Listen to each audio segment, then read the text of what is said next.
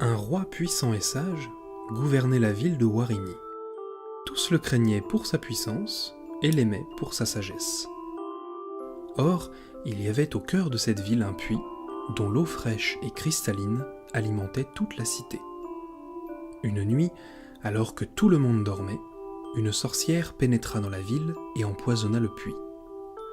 Elle y versa 7 gouttes d'un liquide étrange en disant « Tous ceux qui boiront de cette eau deviendront fous ».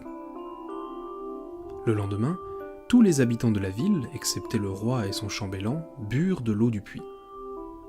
Et comme la sorcière l'avait prédit, ils perdirent la raison. La ville devint le théâtre des agissements les plus étranges, et le roi ne parvenait pas à calmer la population. D'autant que désormais, toute la ville murmurait « Notre roi n'agit pas comme nous. Il est devenu fou. Nous refusons d'être gouvernés par un démon. Il nous faut le détrôner. » Aussi, ce soir-là, le roi fit remplir un gobelet doré de l'eau du puits. Il en but une grande gorgée, puis le passa à son chambellan, qui fit de même. Et le peuple de la ville se réjouit et organisa de grandes fêtes. Le roi et son chambellan avaient, disait-on, recouvré la raison.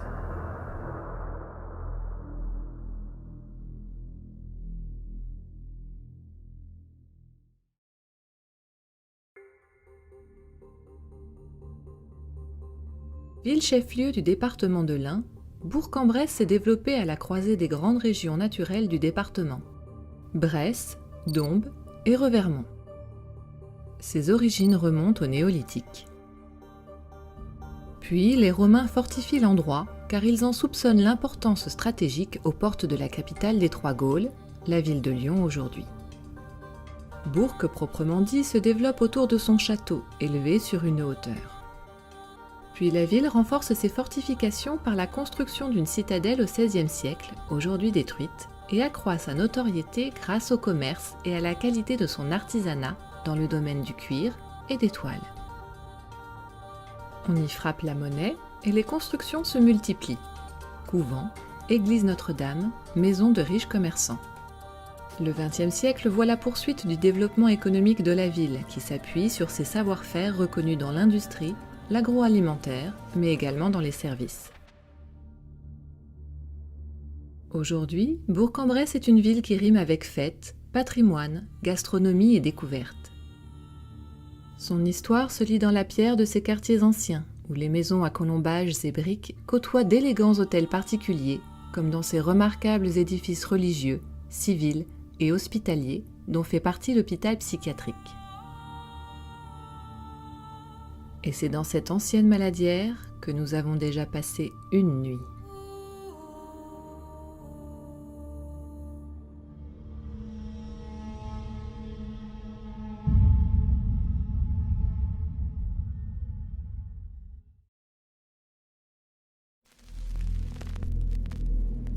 Quand vous marchez seul en forêt, votre esprit commence à vous jouer des tours. La lumière et les ombres dans les arbres prennent vie, on voit des formes, des créatures, des apparitions issues de votre subconscient. Mais ce qu'on a trouvé ce soir-là, ça sortait pas de mon imagination.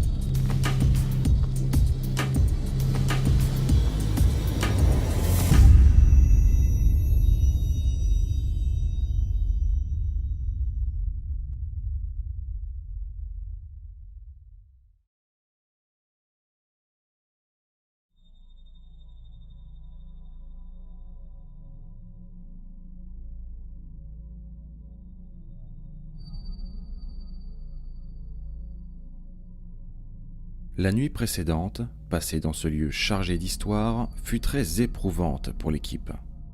Des bruits étranges, des déclenchements d'appareils anormaux et une ambiance particulièrement pesante ont mis nos nerfs à rude épreuve. Cependant, nous ne comptons pas en rester là et allons tenter de dépasser nos limites. Maintenant que nous avons une meilleure connaissance du lieu, nous allons pouvoir nous séparer et effectuer chacun notre tour des tournus en solo. Exceptionnellement, pour cette seconde nuit, nous avons fait appel à Jordan, un ami qui aura le rôle de caméraman. C'est donc beaucoup plus organisé que nous allons attaquer cette deuxième nuit d'enquête. Une enquête dans ce lieu qui, vous le verrez, est loin d'en avoir fini avec nous.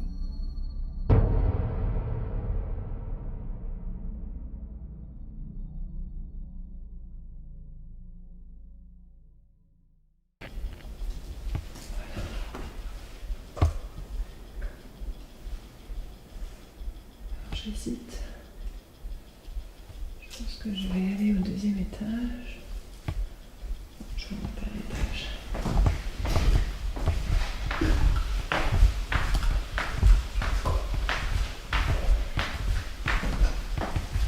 J'ai un sac à dos avec une bouteille d'eau qui n'est pas tout à fait remplie.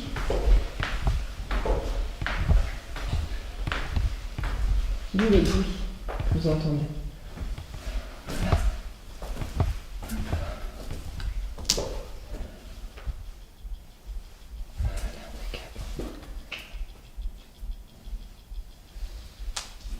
Je vais dans ce secteur-là.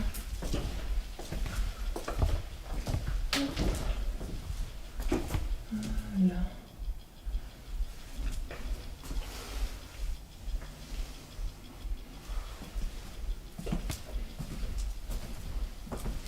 Peut-être.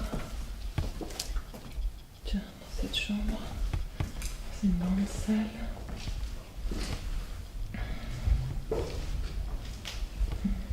Voilà. On va pouvoir se présenter. Bonsoir. Bonsoir. Donc, nous sommes Nicolas et Anthony, les nouveaux médecins du service. Et nous sommes venus ce soir pour vous donner votre traitement.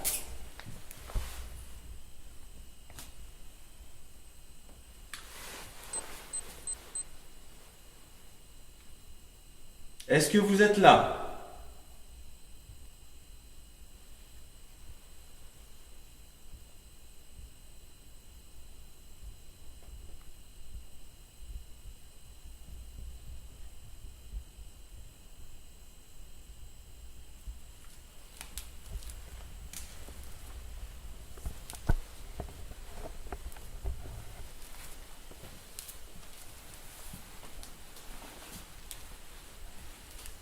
Si vous ne souhaitez pas prendre votre traitement, faites-le nous savoir, s'il vous plaît, au travers un coup.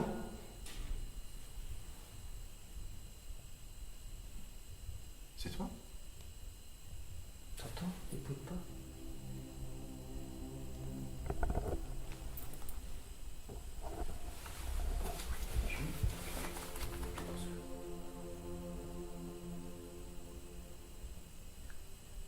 Non, c'est la pluie. T'as pas entendu les bruits de ballon ? Si. Qu'est-ce qu'il y a, Joe ? C'était là-bas. Oui, c'est derrière. J'ai entendu un truc derrière, en fait, avant les bruits. Alors, Je lui dis que ça est dans le bâtiment qui est de l'autre côté. pour être bien sûr que c'est vous que nous avons entendu, merci de vous manifester à nouveau, s'il vous plaît.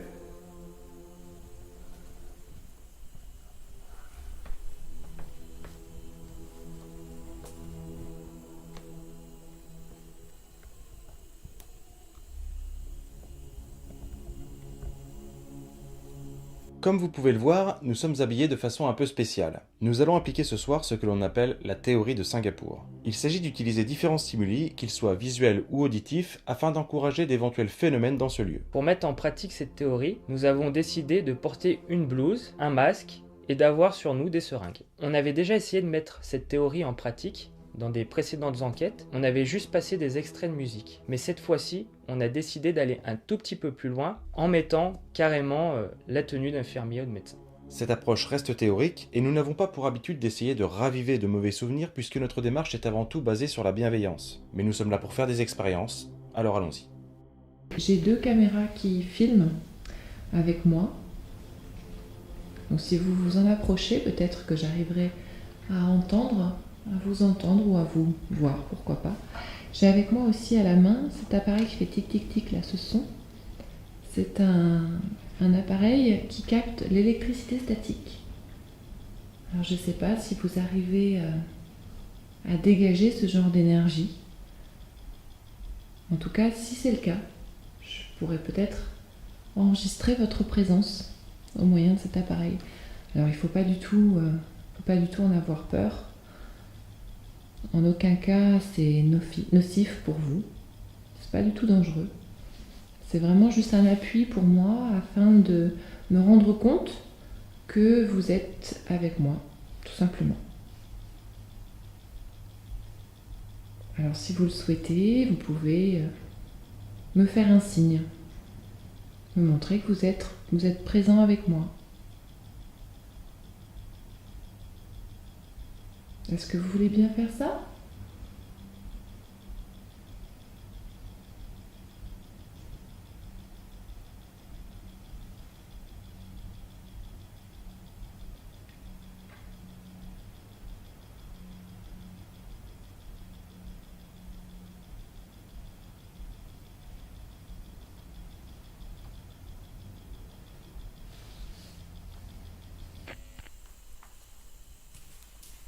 Nous avons placé dans vos chambres respectives des appareils.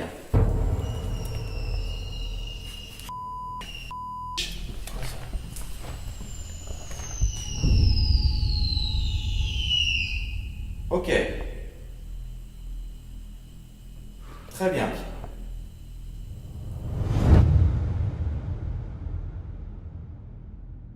Seulement quelques minutes après le début de nos provocations, le pod électrostatique se déclenche de façon très nette. Il n'y a clairement aucune source d'électricité statique dans cette pièce, alors quelle est la raison de son activation ? Est-ce une réponse à nos sollicitations ?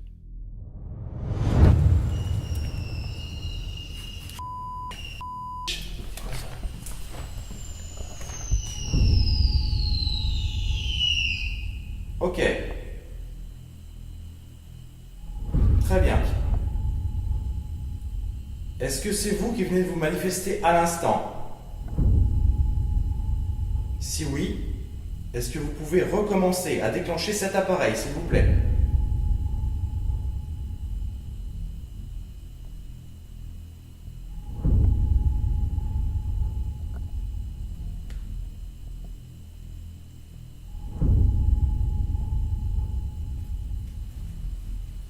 C'est là. On a fait flipper mais ce truc-là. Attends, tu me rappelles comment... Alors ça, c'est un appareil qui fonctionne à l'électricité statique. Donc c'est-à-dire qu'il réagit à l'électricité statique. Donc, je ne sais pas qui vous êtes dans la chambre numéro 3.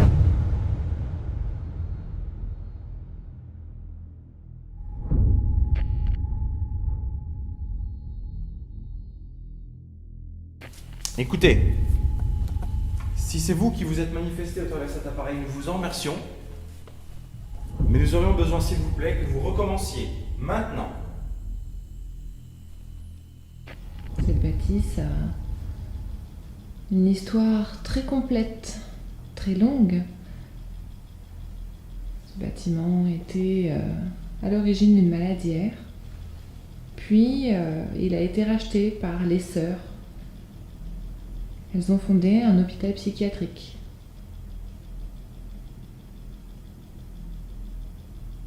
Enfin, le personnel médical, personnel soignant, a fait son apparition dans cette bâtisse et il est devenu l'un des hôpitaux psychiatriques de l'Ain, le département dans lequel se trouvent ces bâtiments, jusqu'à très récemment. Les bâtiments vont malheureusement être détruits.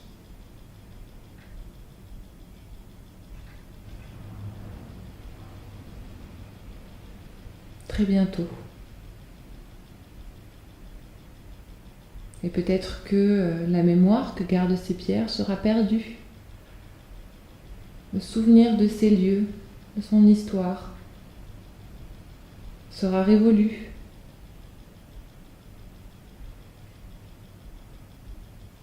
Voyez ma présence aujourd'hui comme une chance de faire perdurer votre souvenir. Ou venir nous parler. Car nous avons avec nous un micro capable de vous enregistrer.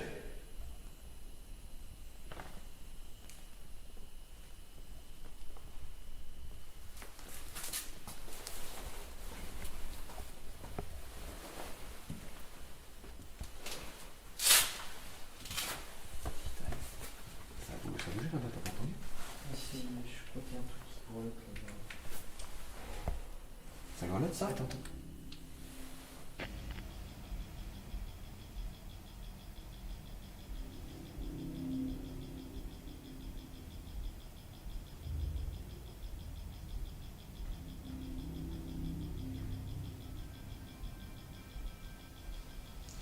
Je pense, dans une chambre. Ça devait être une chambre double. 2 lavabos, 2 miroirs. Est-ce que vous avez vécu ici ?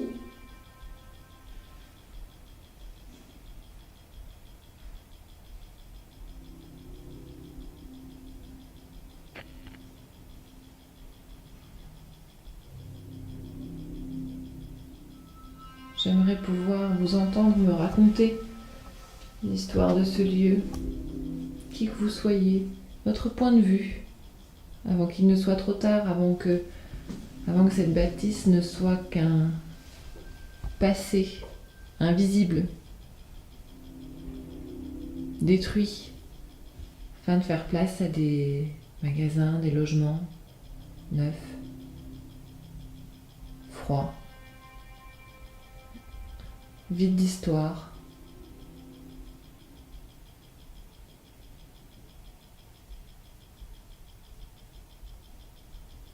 C'est le moment ou jamais.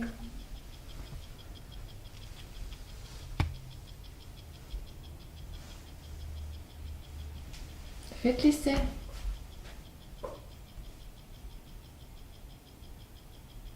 Mon cher confrère, Anthony, vu que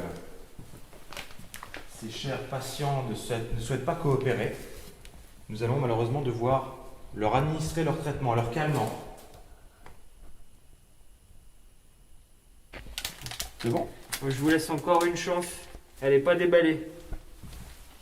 Par contre, moi je suis beaucoup moins gentil que mon collègue. Et je veux me diriger vers cette chambre, ici. Cette chambre dans laquelle vous avez réussi à activer l'appareil qui se trouve à mes pieds. Si vous ne souhaitez pas que je vous administre votre traitement, je vais vous demander de le réactiver à nouveau. Lorsque l'on entend des légendes ou même des témoignages sur cet endroit, ce qui ressort beaucoup, c'est que vous adoriez hurler, faire du bruit, pour exprimer votre souffrance.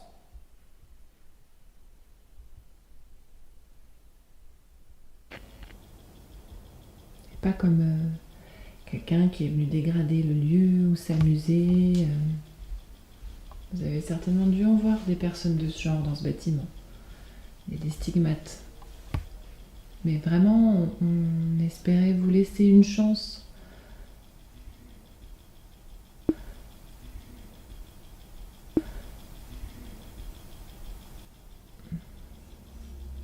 On espérait vous laisser une chance avant la destruction complète de ces bâtisses. Une chance pour vous de laisser une trace. Ouais, franchement, je vais vous le dire, j'ai hâte que mon tournoi soit terminé. C'est trop éprouvant.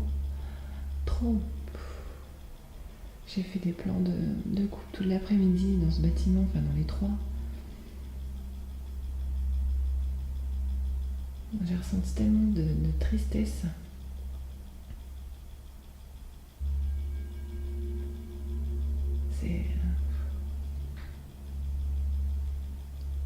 Je me disais, il y a des gens qui vivaient quoi ici.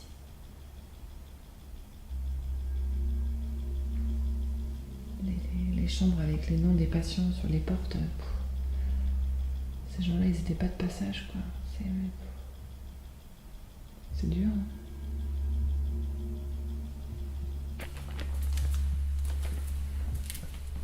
Pour une fois qu'on vous demande de faire du bruit, vous ne jouez pas le jeu. D'habitude, on vous demande de rester calme. Et là, qu'on vous autorise à être dissipé, on ne vous entend pas.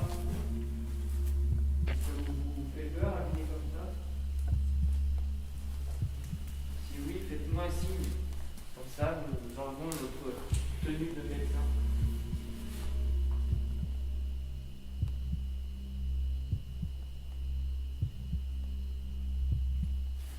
À ta gauche, Jordan. Par terre.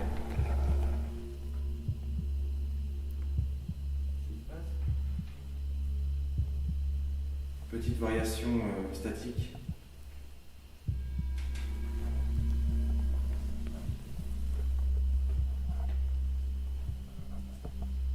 Allez-y, faites-moi un signe.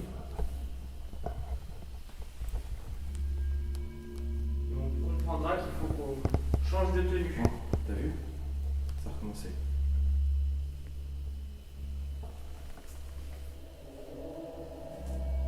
Est-ce que c'est ça votre signe? Si oui, il va falloir le refaire une 3e fois. Tiens, c'est bon, ça repart. Alors, je sais pas si on le voit à la cam, parce que là on est en rouge, là, orange, vert. Bon, ça paraît clair.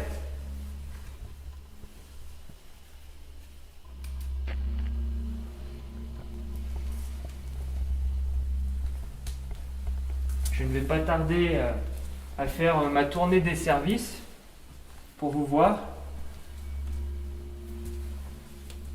Donc je vous invite à ce moment-là à vous manifester quand je passe devant votre chambre. Vous voyez, la piqûre est encore emballée.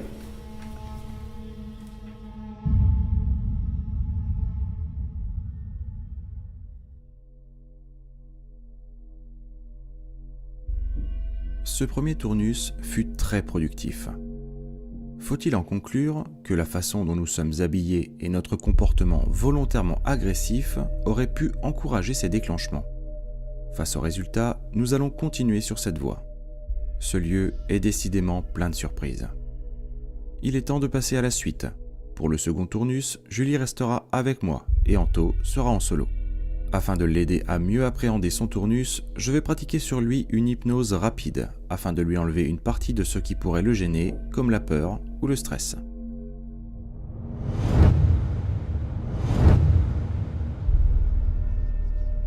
En temps normal, Anto serait incapable de faire un tournus solo dans un lieu pareil, surtout avec les phénomènes que nous vivons depuis presque 2 nuits.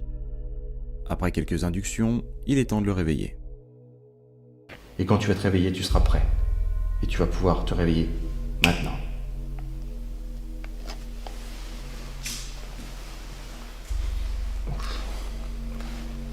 Ça roule? Ouais. Yes? C'est bon. Yes. On y va.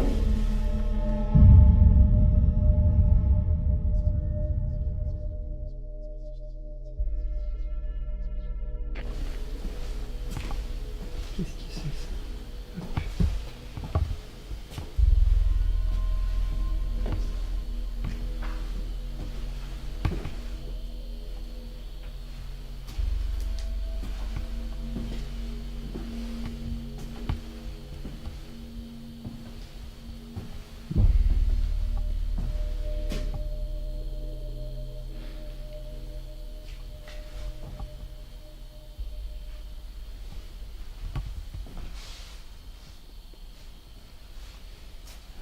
chose. Je vais commencer par faire mon tour.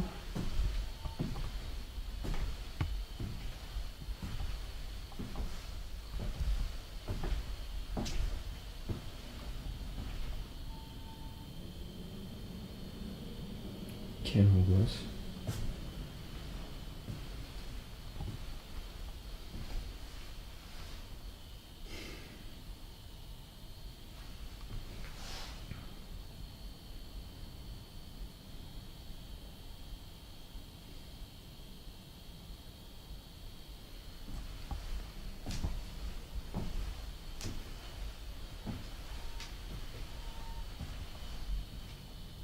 C'est quoi ce bruit qui couine?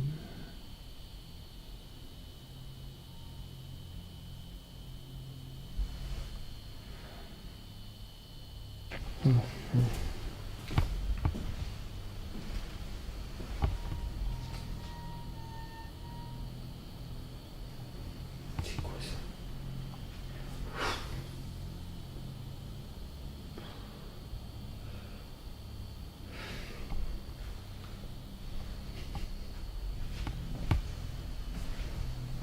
Bon. Je vais monter.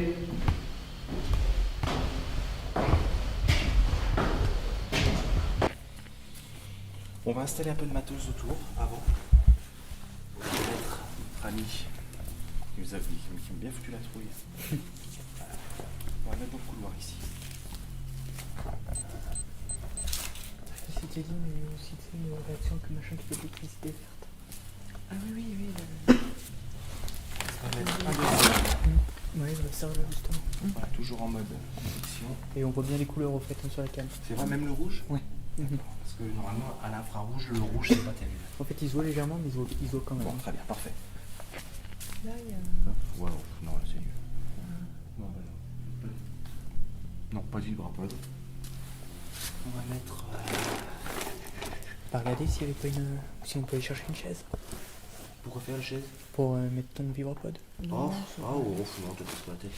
Oui, c'est pas terrible. Regarde.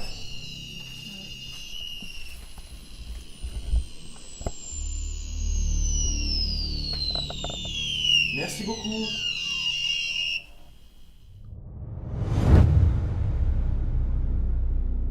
Lors de notre installation, le pod électrostatique se déclenche une nouvelle fois alors que nous ne sommes pas encore prêts.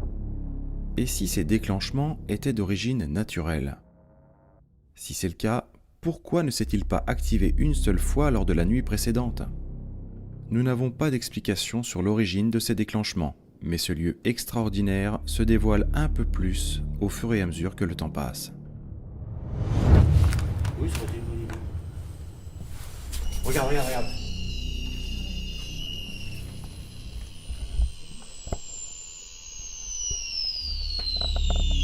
Merci beaucoup.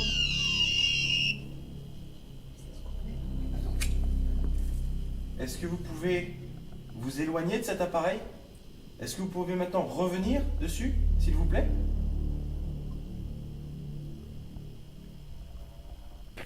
Alors, maintenant, ce qui va se passer, c'est que donc je vais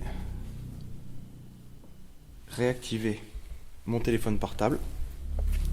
Ah, donc à partir de maintenant, on a des variations électromagnétiques qui vont avoir lieu.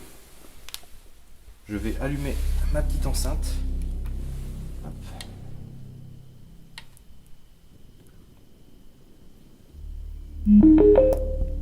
Et je vais vous passer un petit morceau de musique.